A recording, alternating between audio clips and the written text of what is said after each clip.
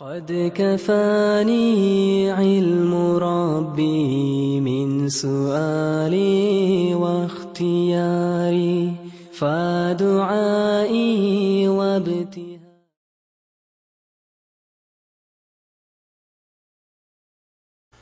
Assalomu alaykum saboqdoshlar. Hozir biz 13-chi darsni o'qiymiz.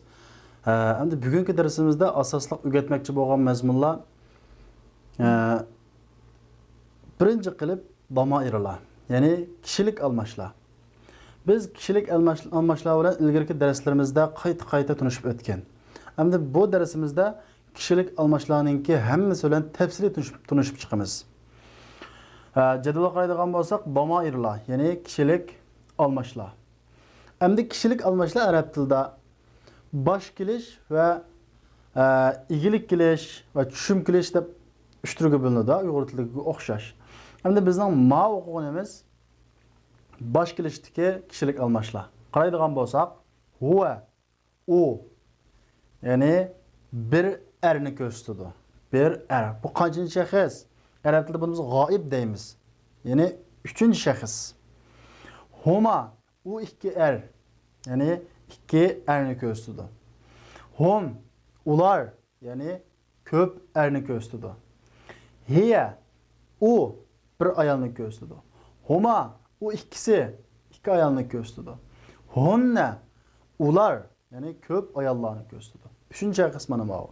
Ikkinchi shaxs qaraydigan bo'lsak, buni biz ikkinchi shaxsni arab tilida muxotab deymiz, ya'ni anglag'uvchi, xitob qilinguvchi.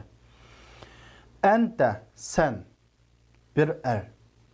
Antuma, sizlar ikkinglar, ya'ni ikki erni ko'rsatadi antuma. Antum, sizlar, ya'ni ko'p erni ko'rsatadi. Anti, sen bir ayolni ko'rsatadi. Antuma, ikki ayolni ko'rsatadi. Antunna, sizlar, ya'ni ko'p ayollarni ko'rsatadi. Ana, men, birlik amma er ayolga o'rtaq. Nahnu, biz, ko'plik amma er ayolganda o'rtaq. Mana bu arab tilidagi kishilik almashlarningki bosh kelish shakli. Endi sizlar bo'shalarning hammani yodlab olsanglar bo'ladi. Endi ikkinchi qilib bugungi darsda o'rgatmoqchi bo'lgan mazmun nima deganda, kishilik almashlarningki igilik kelish shakli. Igilik kelish shakli. Endi qaraydigan bo'lsak, hamma bosh kelishning qashig'a shu domiraning, ya'ni almashningki igilik kelish shakli berilgan. Masalan, huwa, u. Buning igilik kelish shakli qaysi? Hu, ya'ni uning, ya'ni bir erning. Huma, buning igilik kelish shakli huma, ya'ni qo'shilib keladigan huma. Hum, buning igilik kelish shakli hum. Masalan, ummuhum, ya'ni ularning onasi. Hiyaning ha, ummuha, u ayolning onasi. Humaning huma, ya'ni ummuhuma, u ikkisining onasi ayolni ko'rsatadi. Hunna, ularning, ya'ni ummuhunna, u ayollarning onasi degan o'xshash. Anta, anta sen. Kacho sening, ummuka sening onang, bir eriningki. Kuma, sizlar ikkinglarning, ya'ni ummukuma, sizlar ikkinglarning onasi. Kum, ummukum, sizlarning onanglar, ya'ni ko'p odamlar ko'rsatadi. Anti, sen ayol. Ummuki olsa sening onang, ya'ni sen ayolning onasi degan bo'ladi. Ummuki. Bu bir ayollik.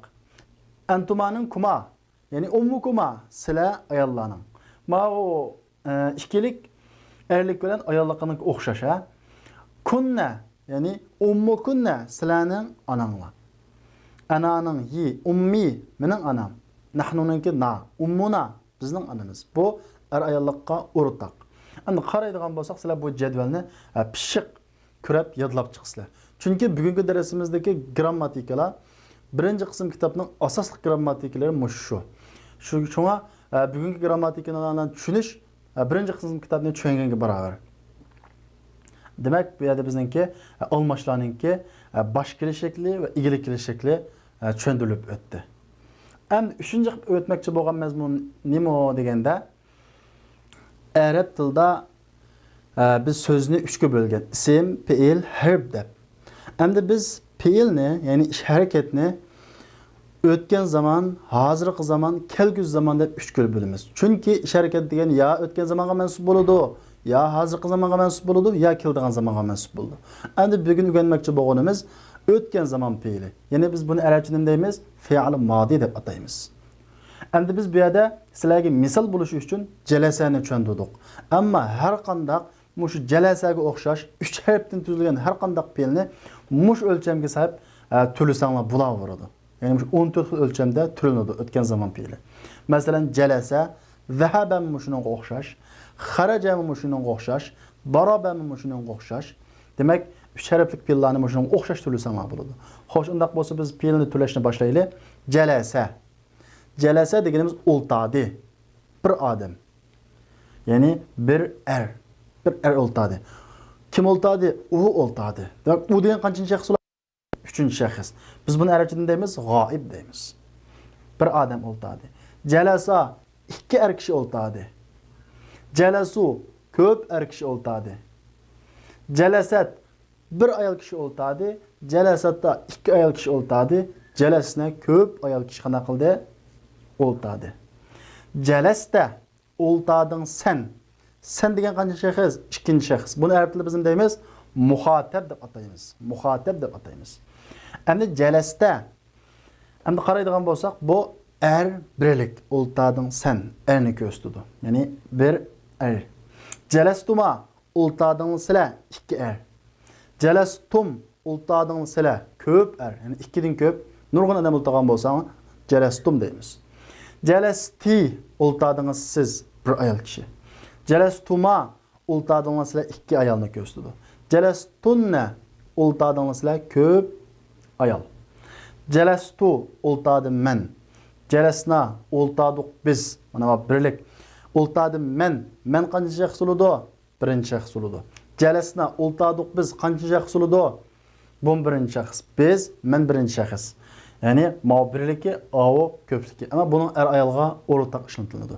Demak, sizlar mushu fe'llarni barliq 3 harflik fe'llarga o'xshash turaysizlar. Masalan, zahaba, zahaba, zahabu, zahabat, zahabata, zahabna. Zahabta, zahabtuma, zahabtum, zahabti, zahabtuma, zahabtunna.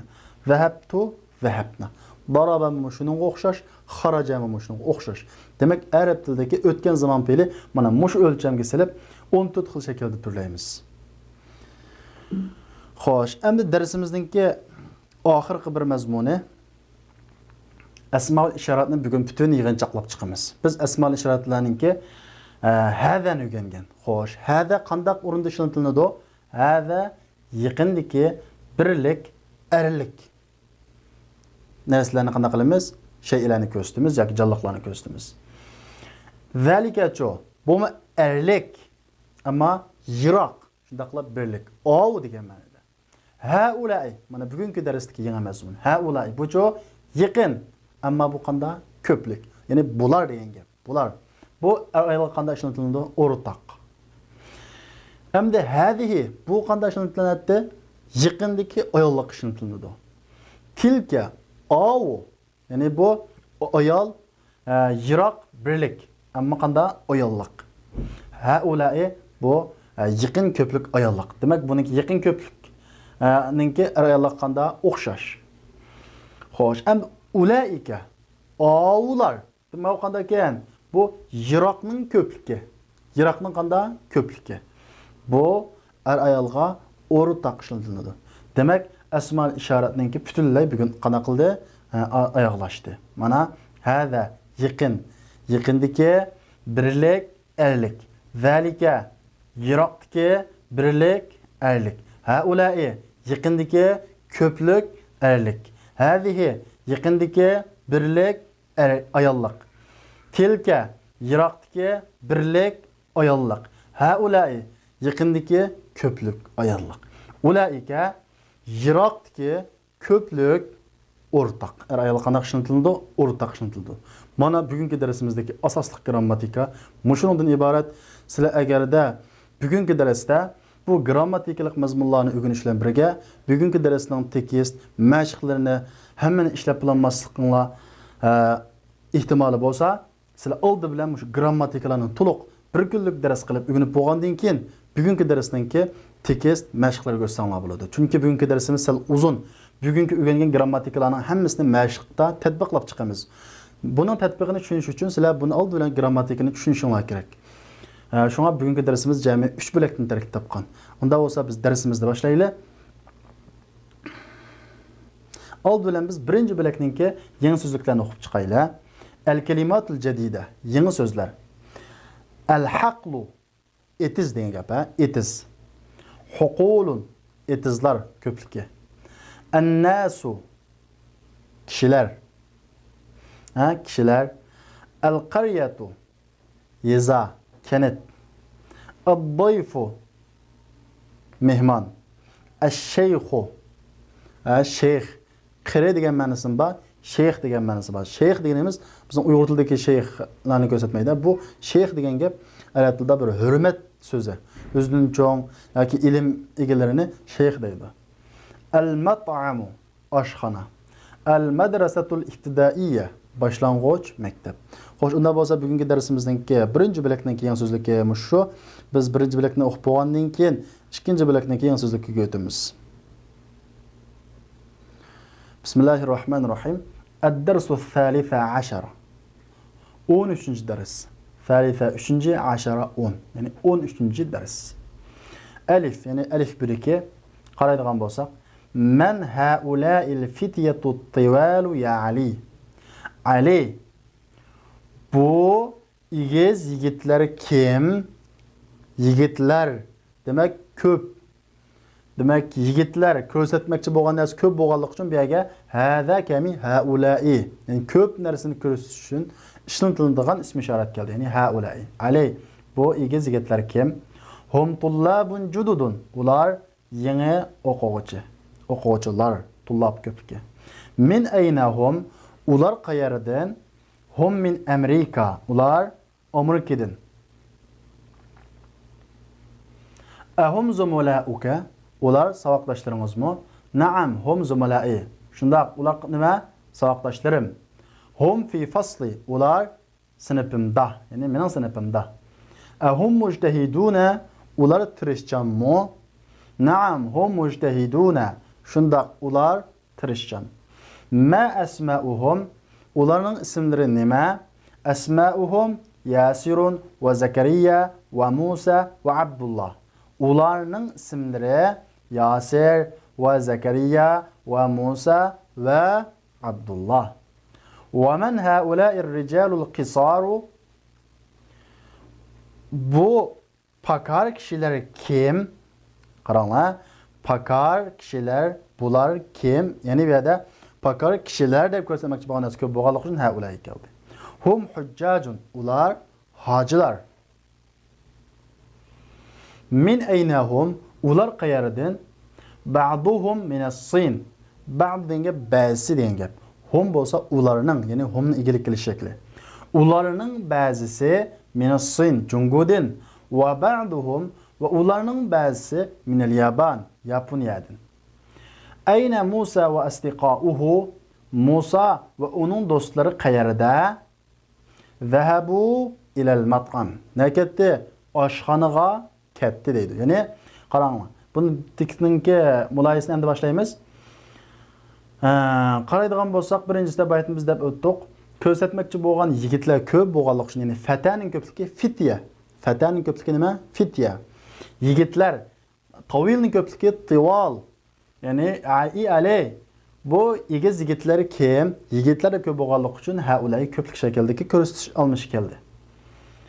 Ikkinchi bir mulohaza qiladigan bir mazmun. Qaranglar. Zahabu ila al-mat'am. Ular ketdi, oshxonaga ketdi. Zahaba bo'lsa, u ketdi bo'ladi. Zahabuchu ular ketdi. Demak, Musa va uning do'stlari degan ekan, ko'p odam bo'ldi bu yerda. Do'stlari. Unda bo'lsa, buning uchun ko'plik shakldagi nima kelimiz? Olmash akilimiz. Ya'ni zahabu ketdi ular oshxonaga. Endi buning qolgan tafsilotini mashq ko'raylik. Tamarin ko'nikmalar. Birinchisi, havvil al-mubtada fi kulli min al-jumal al-atiya ila jam'.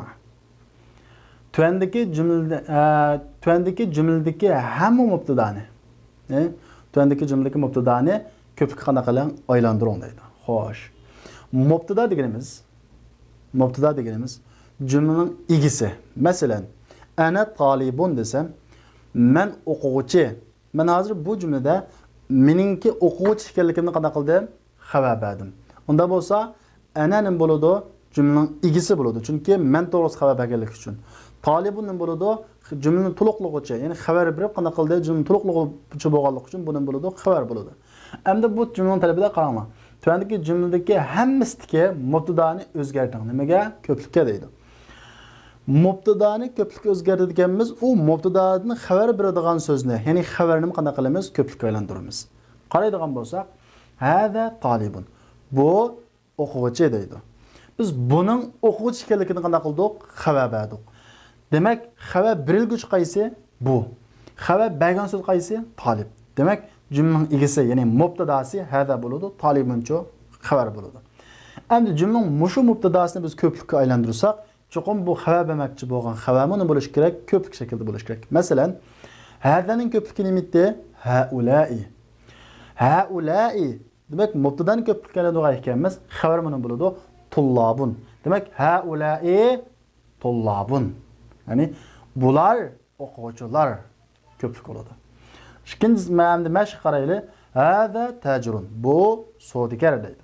Endi biz buningdagi hadadan iborat bu mubtadani ko'plikka aylantirsak, haulai deymiz, tirnoqning ichida hamma so'zlarning ko'pligini berib qo'ydi. Haulai tujjarun. Bular savdogarlar. Hada hajjun. Haulai hujjajun. Hada rajulun. Haulai rijalun. Demak, tirnoqning ichida bergan ko'plik so'zlarni shu mubtadaning ko'plik bo'lgandan keyin akib yazsanglar bo'ladi. Bu sizlarga qolganini o'zinglar ishlaysizlar. Topshiriq.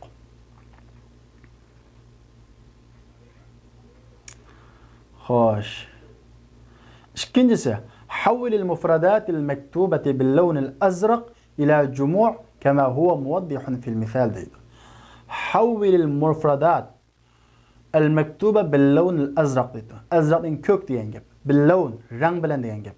Maktuba yozilgan mufradat so'zliklar havil o'zgartin.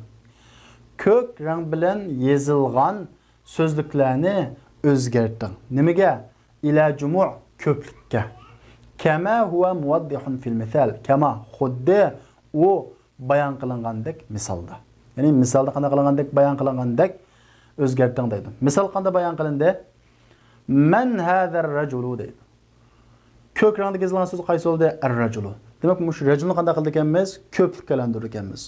Endi bu odam kim deydi? Xo'sh. Huwa hajjun, u haj qiluvchi. Qaraydigan bo'lsak, bu rajulni ko'plikka aylantirsak, bu rajulni ko'rsatmoqchi bo'lgan ism ishoratmi nimaga o'zgarishi kerak? Ko'plikka aylanishi kerak. Masalan, man haula'ir rijalu. Rajulni ko'plik nima edi? Rijal. Man haula'ir rijalu bo'ladi. Am buning javobi cho'qim shunga mas bo'lishi kerak. Bu chaqda huva deb javob berib qo'ysa qamlashmaydi. Chunki savol ko'plik bo'lgan ekan, javobni qanday qilish kerak? Ko'plik qilish kerak. Hum hujjajun. Mana misolda shunda. Man haula'ir rijalu hum hujjajun. Endi birinchisini ishlab boqaylik. Min ayna hada at-talibu? Huwa min al-Hind. Bu o'quvchi qayerdan? O Hindistondan deydi. Ko'k rangda bo'yalgani qaysi? At-talib. Talibning ko'pligi qaysi? Tullab. Endi buni tullab ko'plikka aylantirgan ekanmiz. Buni ko'rsatmoqchi bo'lgan ismi ishorat, ya'ni ko'rsatish ismi nima bo'lishi kerak? Ko'plik shaklda bo'lishi kerak. Unda bo'lsa nima deymiz? Min ayna haula'i tullabu. Endi buning javobicha huwa min al-Hind desak bo'lmaydi. Chunki huwa degan bir erni kishini ko'rsatadi. Bizning savol hozir ko'pga aylanib ketdi. Unda bo'lsa hum min al-Hind. Ular nereden? Hindistondan.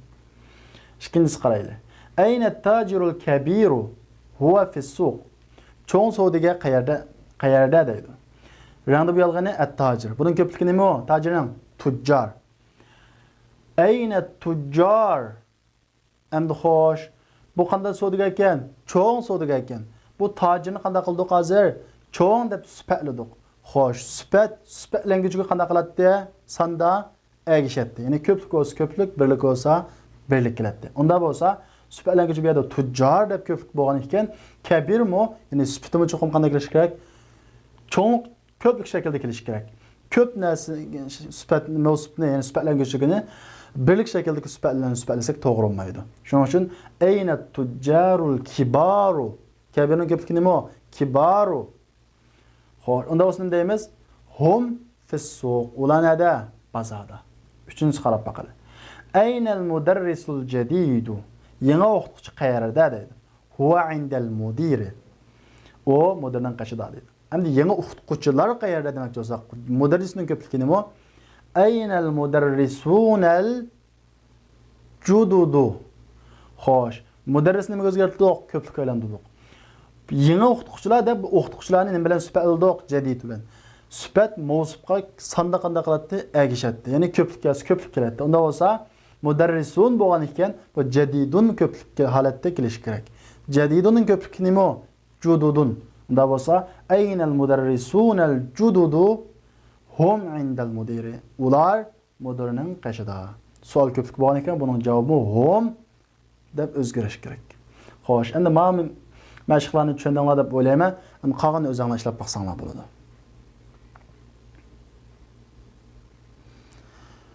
Üçüncüsü أضف الأسماء الآتية مرة إلى اسم ظاهر وأخرى إلى ضمير كما هو موضح في المثال. تندك اسملانه قشون مرة برقتم إلى اسم ظاهر أشكار اسمها. يعني تندك اسملانه برقتم أشكار اسمه قشون وأخرى وين برقتم أخرى يعني برقتم إلى ضمير olmaş قشون. يعني ضمير نمو كشلك olmaş قشون. Kema huwa muvaddihun fil misal. Xuddi misalda bayon qilingandek. Xuddi u misalda bayon qilingandek. Masalan, abna'u deb hozir abna'uni berdi bizga. Endi bir qatam oshkor ismga buni qo'shib ekanmiz, ya'ni muzof qildimiz, nisbat berib muzof qilamiz. Masalan, abna'u Muhammadin. Muhammadning nimalari? Ballari. Hozir buni biz oshkor ism qanday qildik? Qo'shdik. Endi buni yana bir qatam nima ketdi? Domirga. Muhammed birlik bo'lganlik uchun buni birlik shaklidagi domir akilamiz. Abna'uhu. Yani Muhammed er kishi bo'lganlik uchun hu deb erlik shakldagi, igilik kelgan shakldagi zamirni akilamiz. Xo'sh, endi ishlab baqsaq, asma'u at-tullab nimadan? Asma'u tullabi. O'quvchilarning nimalari? Ismlari. Abna'u degan bolalar. Endi ularning ismlari demoqchi bo'lsak-chi, asma'uhum. Nima shundoq? Zomala bosh o'rin Hamid. Hamidning saboqdoshlari demoqchi bo'lsak, Zomala'u Hamidin. Zomala'u Hamidin. Hamidning saboqdoshlari. Endi sizning saboqdoshlaringiz demoqchi bo'lsak-chi, Zomala'uka. Sizning nimangiz? Saboqdoshlaringiz. Oxirini o'zingiz bilan ishlab baqing, ha? To'rtinchisi, iqra'il misal thumma hawwil al-jumal al-atiyata mithlahu deydi. Tüendeki misalni o'qing, iqra'il misal. Misalni o'qing. Thumma ondan keyin havvilil jumal al-atiya. Ondan keyin tüendeki jumlani o'zgarting. Mislahu uningga o'xshash. Misalni qaranglar. At-talibu zahaba ila al-mat'am. O'quvchi oshxonaga ketdi dedi. Qaraydigan bo'lsak, at-talib qanday o'quvchi bu? Ko'p o'quvchimi, ikki o'quvchimi yo bir o'quvchimi desa, bir o'quvchi. Shunga buningga er o'quvchimi, qiz o'quvchimi desa, o'g'il o'quvchi. Unda bo'lsa buningga erlik shakldagi fe'lni kelamiz. Shundaqla birlik shakldagi. Zahaba. At-talibu zahaba ila al-mat'am. O'quvchi ketdi, oshxona ketdi. At-tullabu o'quvchilar ko'pmikan? O'g'il o'quvchilar. Shundaq, unda bo'lgan ekan buningga erlik ko'plik shakldagi fe'lni kelamiz. At-tullabu zahabu ilal mat'am. O'quvchilar ketdi, oshxonaga ketdi. Endi birinchisi ishlab baqaylik. At-talibu jalasa fil fasli. O'quvchi sinfda o'ltadi. Xo'sh, endi o'quvchilar sinfda o'ltadi demoqchi bo'lsak-chi, at-tullabu jalasu fil fasli. Demak, at-tullab ko'p erlik bo'lganlikdan bu yerdagi jalasani qanday kirish kerak? Ko'p erlik shaklda, ya'ni jalasu deb kirish kerak.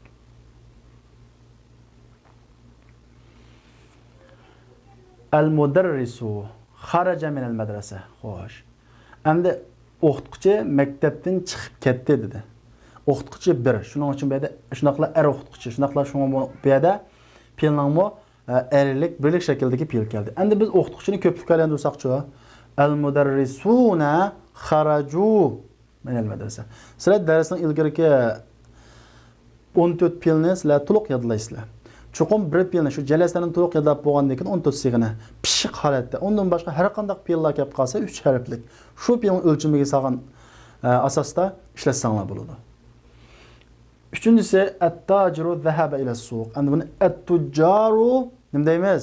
Buni o'zing ishlab baqing. Beshinchisi iqro va ktub. O'qib yozing. Buni sizlar daftaringizga yozib tarjima qilasizlar. Birinchisi at-tullabu fil fasl. O'quvchilar nada? Sinfda.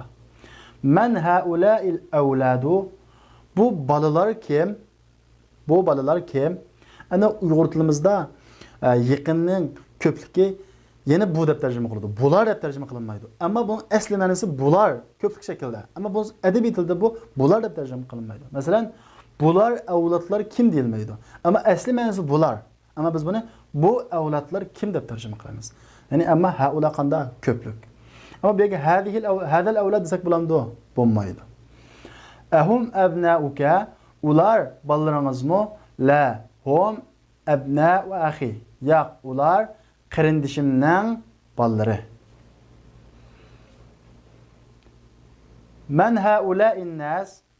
Bu kishilar kim? An-nas kishilar deb ko'plik bo'lganlik uchun bu yerda haula'i deb ko'plikni ko'rsatadigan almash keldi. Hum hujjaju min Turkiya. Ular Turkiyadan, ya'ni turkiyalik nima? Hojimlar. Ayna tujjaru? Savdogarlar qayerda? Zahabu ila suq. Nakatda bozorga ketdi. Qolganini buning o'zi anglashlasizlar.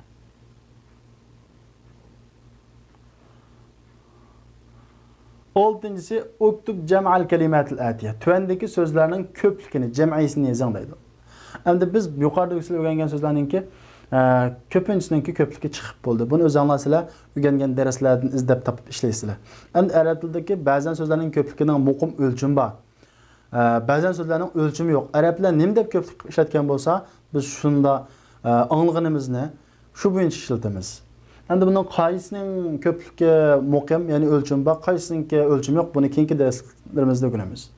Masalan, buni men bir qon ishlab beray sizlarga. Kabirun, kibarun, muslimun, muslimuna, rajulun, rijalun, ibnun, abnaun. Xo'sh, qolgan o'zi anglatib ishlab baqinglar. Endi bugungi darsimizning B bo'ligi. Xo'sh, yangi so'zlarni o'qitaylik avval. El-kelimatul jadida, yangi so'zlar. Az-zawju, iri. Yoki jibti. Azvajun, ko'plikka alra degan gap. Azvaj olsa ar-xutlarning ishlatiladi. Azvaj desa ar-xutullah degan ko'plikka ishlatiladi. El-mar'atu, ayol, birligi. Nisaun, ayollar. El-mar'atu biduni al. El-mar'atu aliflamsiz imra'atun deb ishlatiladi dedi. Mar'atun emas nima? Imra'atun deb ishlatiladi. Qaribun, yaqin.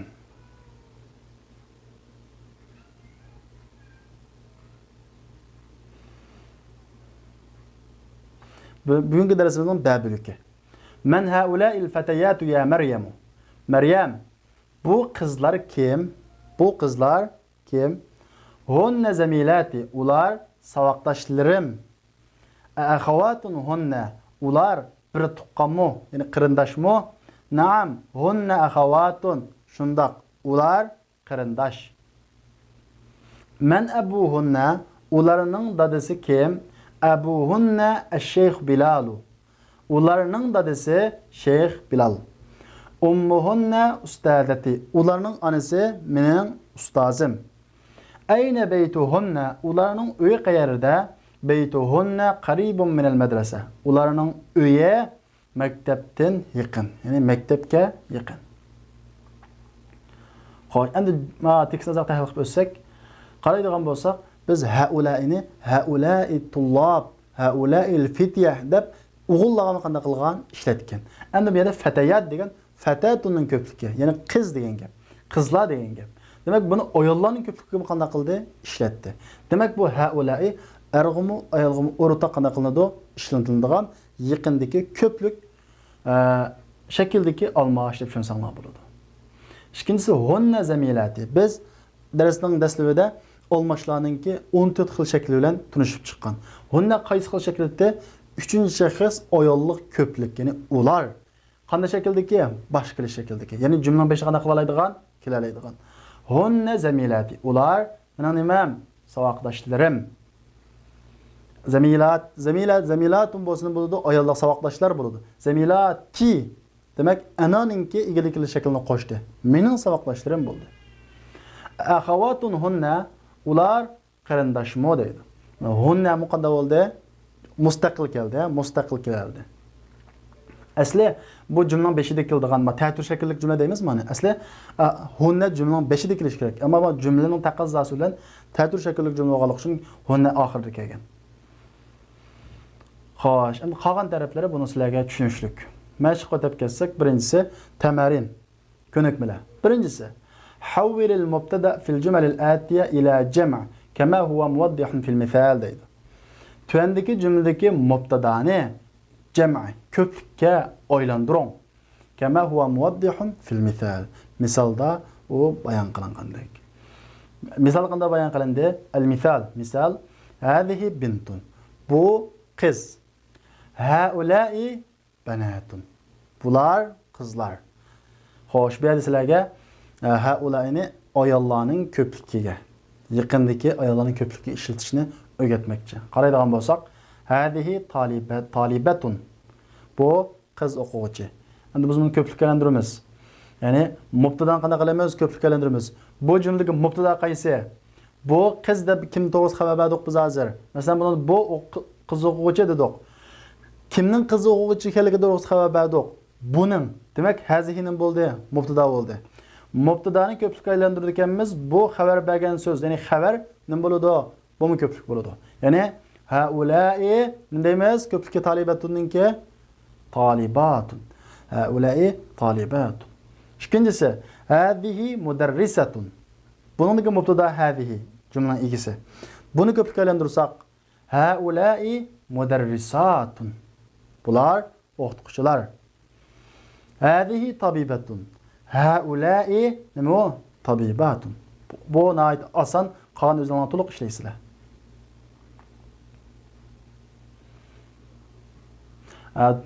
Ko'plikning hammasi tirnoqchaga berilgan. Shu ko'plikni qo'ysanglar bo'ladi. Ikkinchisi iqro vaktub, o'qib yozing deydi. Bu sizlarga topshiriq. Birinchisi haula'i ikhwati va haula'i akhawati.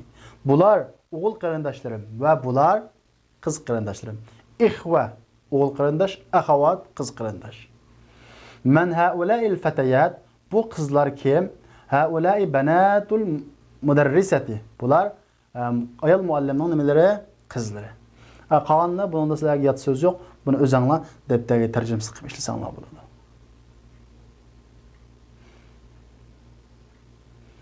Uchinchisi iqra'il misal thumma hawwilil jumalal atiyati mithlahu deydi. Misalni o'qing, ondan keyin tuvandagi jumlani uningga o'xshash qana qiling, o'zgartir. Misalni o'qiymiz. Zaynabu kharajat minal fasli. Zaynab sinfdan qanday qildi? Chiqib ketdi. Zaynab va Aminatu va Maryamu kharajna minal fasli. Zaynab va Amina va Maryam sinfdan qanday qildi? Chiqib ketdi. Qara o'ylab baqadigan bo'lsak, bu yerda Zaynab sinfdan chiqib ketdi. Chiqib ketgan odam kim o? Zaynab, ya'ni ayol kishi. Bu ko'p odammi, bir odammi? Bir odam. Xo'sh, unda bo'lsa buning fe'lini qanday kelamiz? Shu ayollik birlik shaklda kelamiz. Ayollik birlik shakldagi fe'l qaysi? Kharajat. Xuddi jalasat deganga o'xshash. Endi majmuni qaraydigan bo'lsak, Maryam, Zaynab, Amina, Maryam qanday qildi? Chiqib ketdi debdi. Chiqib ketganda qancha o'quvchi ekan? 3 o'quvchi ekan.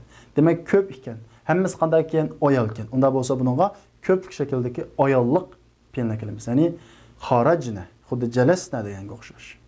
Sizlar old bilan shu yuqori darsdan ilgari o'tilgan fe'llarni to'liq yodlasanglar, bu sizlarga nihoyat oson to'xtaydi. Birinchisi al-mudarrisatu zahabat ila al-fasli. O'qituvchi sinfga ketdi deydi. Endi biz buni o'qituvchilar, ya'ni ayol o'qituvchilar sinfga ketdi demoqchi bo'lsak nima deymiz? Al-mudarrisatu zahabna, xuddi kharajna deganga o'xshash, jalasna deganga o'xshash. Al-mudarrisatu zahabna ila al-fasli. O'zgarsak bo'ladi. İkincisi et-talibetul cedidetu celeset fil fasli deydi. Ama ikinci, üçüncüsünü öz anlaşılap bakınlar. Dördüncüsü eşir ilal esma-i taliye bi ismi işare lil qarib deydi. Endi biz ismi işaretlerinin yiroqni, yaqinni hammani biz o'rganib bo'ldik, ha? Endi biz buni shunga mos holatda ishlatsak bo'ladi. Sizlar bunga diqqat qildiringlar, ko'plikni, birlikni ekib pasanglar bo'ladi. Chunki bu yerda hammasi sizlardan faqat yaqinni ko'rsatishni talab qilmoqchi. Ya'ni bu qarindishim demoqchi bo'lsak nima deymiz? Bu qarindishim demoqchi bo'lsak, ahi, birlik bo'lg'achqa ah. Hada ahi deymiz. Uxti deydi. Endi bu ayollik bo'lg'achqa nima deymiz? Hadihi uxti deymiz. Rijalun nima? Kishilar, erlar. Unda bo'lsa bu er kishilar ko'p bo'lg'achqa buni nima deymiz? Haulai rijalun. Mana shuni o'zinglar buningga sizlar darsni ilgari ism ishoratni yaxshi tushungan bo'lsanglar buni ishlay olasizlar. Buni o'zinglar ishlab baxsanglar bo'ladi. Beşincisi, ba'fil amakinil khaliye minel cümelil atiye damiran munasiben deydi. Tüendeki cümleden hali orunga, yani boş orunga münasip olmaşını, yani damirini koyuyor deydi. Endi biz bu yerga 4 dona almash bergan, shu almashlardan biz xitob cümlede qaysi muvofiq munosib bo'lsa shuni qo'ysak bo'ladi. Masalan, man hadar rajulu deydi. Bu odam kim deydi? Bosh o'rin o'qituvchimiz. O o'qituvchimiz desak bo'ladi. O'qituvchimiz degani o'qituvchi birlikmikan, ko'plikmikan? Birlikkan. Ayolmikan, er o'qituvchimikan? Er o'qituvchikan. Unda bo'lsa birlik, erlik shakldagi almashib qo'ysak bo'ladi. U qaysi? Huwa mudarrisuna. İkincisi, ayna talibat. Kız o'quvchilar qayerda? Ko'plik, ayollik. Bosh o'rin sinfda dedi. Ular sinfda. Ayollarni ular demoqchi bo'lsak nima deymiz? Hunna fil fasl. Ular nada? Sinfda. Xo'sh, endi almashlarni yaxshi tushungan bo'lsanglar, buning oyoqini o'zinglar ishlay olasizlar. Bu sizlarga qolib qoldi topshiriq. Oltinchisi, hati jam'al asma'il atiya. Tövendeki isimlarning ko'pligini keltiring. Ya'ni o'xshashlar. Bunun o'zinglar ilgari o'qigan darslardan ko'pligini topsizlar. Buning ko'pligi bugungi darsimizda asosan ko'p sonning chiqadi va ko'pligi. Bugungi darsimizda chiqadi. Xo'sh, asmal ishorat lil qarib hada hadihi. Hada erlik, hadihi ayollik. Haulay ayol qanday ishlantiriladi? O'rtaq ishlantiriladi. Qaraydigan bo'lsak, hada talibun, hadihi talibatun. Haulay tullabun, haulay talibatun. Biz bunu dersine göçendirip bo'lgan. Endi biz dersimizning 3-mazmuniga o'tsak. Xo'sh, endi biz 3-darsning 3-mazmuninga yangi so'zlarni o'qib o'taylik. Al-kalimatul jadida, yangi so'zlar. Da'ifun, ojiz degan gap, ojiz. Da'ifatun, ojiz ayol. Da'ifun erlik, da'ifatun oxir ayollikning ta'siri bo'lgan ekanlar, buni bo'ladi ayollik. Ya'ni ayollarni ojiz demoqchi bo'lsak, da'ifatun deymiz. Di'afun, ko'plik. Ummun ana, ummuhatun analar köplük. Ebun dada, abaun dadılar. Kaviyyun güçlük, aqviya'u güçlükler. Alimun alim, ulema'u alimlar. Xo'sh, endi bizning bu bilakda asosliq fe'llarningki har xil shaklda ishlatish o'rnini o'rgatmoqchi bizga. Shundaqla biz o'rgangan ism ishoratningki yiroq ko'plik nima? Yiroq ko'plikni o'rgatmoqchi. Qaraydigan bo'lsak, haulai ikhwati va ulaika asdiqai deydi. Bular o'g'il qarindoshlarim va avlar do'stlarim. Avlar deb yiroqni ko'rsatmoqchi nima ishlatdi? Ulaika. Man ulaika ar-rijalut tiwalu. Av egiz kishilar kim? Hum atibba min Amerika. Ular Amerikalik, minni bu yerda liqda tarjima qilinsa, davlat tavalliga kelgan holda. Ular Amerikalik doktorlar. Man ulaika nisa'u. Av ayollar kim?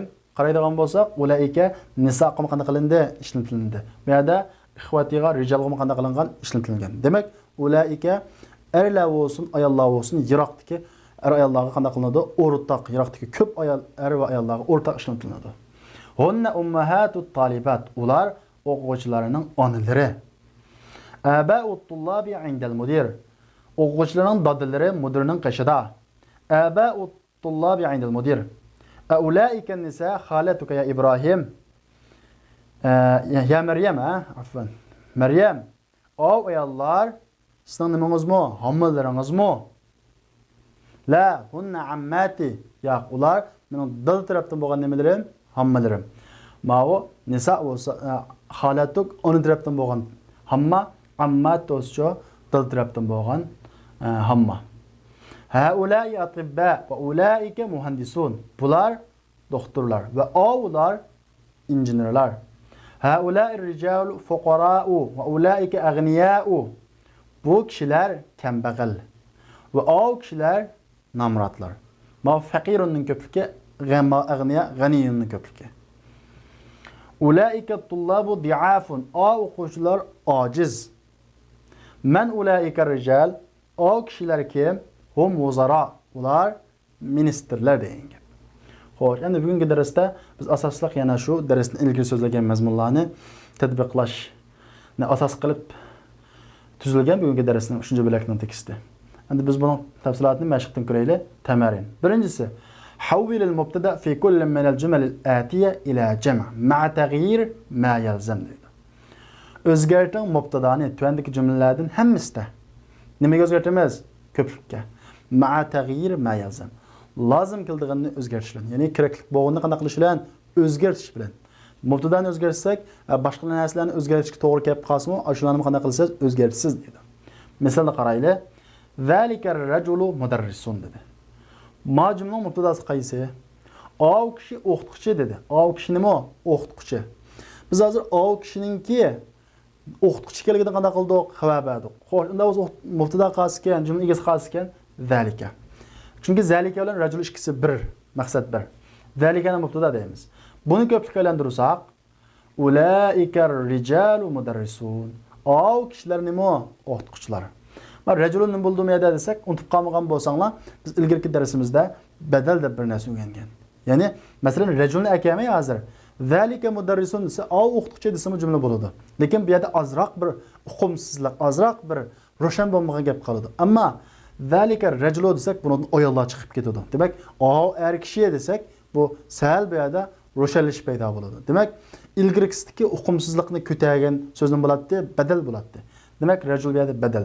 Shunga bu yerda rajul zalikani hukmida bo'ladi.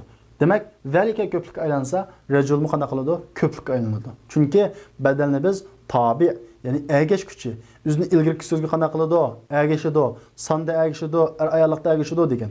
Demak, bu yerda o'zini ilgirki so'z ko'plik bo'lsa, bu badal qanday bo'ladi? Ko'plik bo'ladi. Masalan, ulaikar rijalu mudarrisun. O kishilar nima? O'qituvchi. Birinchisi qarang. Man zalikal fata deydi. Endi buningdagi mubtada qaysi esa zalika. Zalika mubtada. Endi zalikani ko'plikka aylantirsak, cho'qim ko'rsatmoqchi bo'lgan al-fata nima bo'ladi? Bu ko'plik bo'ladi. Masalan, ulaikal fityatu. Ulaikal fityatu bo'ladi. Man ulaikal fityatu. Min ayna zalikal mudarris? O o'qituvchi qayerdan desa, nima deymiz buni o'zgartirmoqchi bo'lsak, zalika mubtada bu jumlada bu. Min ayna ulaikal mudarrisuna? O o'qituvchilar qayerdan? Buni o'mas holati javob beramiz. Hum min Amerika yoki hum min Turkiya deganga o'xshash javob bersak bo'ladi. Ma'nodami? Man ulaikal fityatu degandimi? O yigitlar kim desa, hum tullabun deganga o'xshash javoblarni bersak bo'ladi. Shuni qaraydigan bo'lsak, tilkal fatatu bintut tabib. O qiz doktorning qizi dedik. Unda bo'lsa, bu tilka bo'lgan mubtadani ko'plikka aylantirsak, ulaika bo'ladi. Unda bo'lgandan keyin bu ko'rsatmoqchi bo'lgan fatatmi, ya'ni badalmi nima bo'ladi? Ko'plik bo'ladi. Til unda bo'lganda ulaikal fatayatu banatut tabibi. Chunki banat xabar, jumlaning xabari deymiz bu. Chunki o qizlar, nima u qizlar? Doktorning qizlari dedik. Doktorning qizlari deb xabar berdik. Demak, bu mubtadaning nimasi? Xabari. Bu jumlaning egasining xabari. Jumlaning egasining xabarimi mubtada qanday holatga kiradi? Mas holatga kiradi. Xo'sh, endi qolganini o'zinglar ishlab baqsanglar bo'ladi. İkincisi, ashir ila al-asma' al-atiya bi ismi ishara lil ba'id deydi. Tuandagi ismlarga ishorat qiling. Nima bilan? Bi ismi ishara lil ba'id. Yiroqning ko'rsatish ismi bilan deydi. Xo'sh, endi bu yerda bizga xabar berilgan, qanday berilmagan, igi berilmagan. endi mushu xabarga munosib holatda biz ega qo'ysak bo'ladi. Erlik bo'lsa erlik. Talibun nima o? Er. Unda bo'lsa deymiz. Zalika. Ko'plikmi birlikmi? Birlik. Unda bo'lsa zalika talibun. İkincisi tujjarun. Savdogarlar. Ermi ayolmi? Er. Unda bo'lsa ko'p erlikning yiroqlashishini qo'yamiz. Qaysi ko'p erlikninki? Ulaika. Ulaika tujjarun. Bu